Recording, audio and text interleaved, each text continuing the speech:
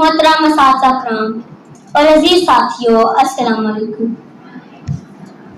आज मुझे जिस मौजू पर कुछ का मौका मिला है उसका उन्वान है शहीद की जो मौत है वो कौम की हयात है।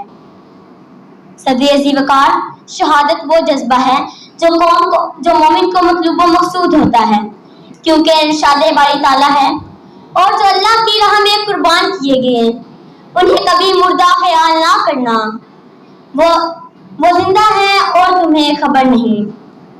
हजरात इंस मालिक से रवायत है, नबी करीम सल्लल्लाहु अलैहि वसल्लम ने इरशाद फरमाया, अहले जन्नत में से एक शख्स को बुलाया जाएगा तो अल्लाह ताला उससे फरमाएगा, ऐ इब्ने आदम, तूने ये मंजिल मकाम कैसे पाया?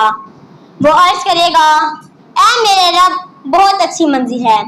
अल्लाह ताला फरमाएगा, तू मांग और तमन्ना कर। वो फरमाएगा, मैं तुझसे बस इतना सवाल करता हूँ कि तुझे दुनिया की तरफ लुटा दे, मैं तेरी राह में 10 मरतबा शहीद किया जाऊंगा। सुभान अल्लाह। सदर अज़ीज़ वक़ार, हमारी तारीख में हमें बहुत से शहदा का जिक्र मिलता है, जिनमें सैयदुल शुहदा हज़रत इमाम हुसैन हैं, जिन्होंने हक़ व बातिल के मायके में अपनी जान देकर दीन का बोलबाला किया। सरे हुसैन मिला यजीद को लेकिन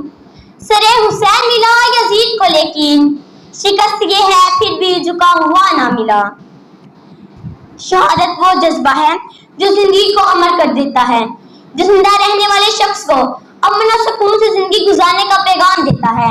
आज का दिन यानी यौम दिफा पाकिस्तान, जो हमें वतन अजीज पर कुर्बान होने वाले शहदा की याद दिलाता है, वहाँ शहादत जैसे जज्बे को खराज अकीदत पेश करने की जरूरत है।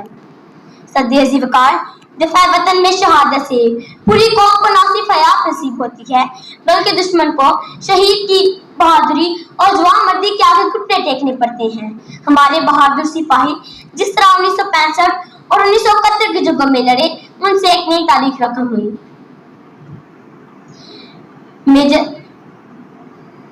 मेजर अजीज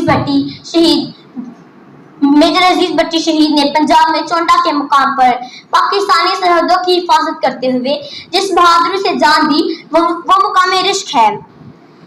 ये वही हस्तियां हैं जिन पर हम नाज कर सकते हैं कि मुल्क पाकिस्तान ने ऐसे बहादुरों को जन्म दिया जिनकी मिसाल तारीख में नहीं मिलती है।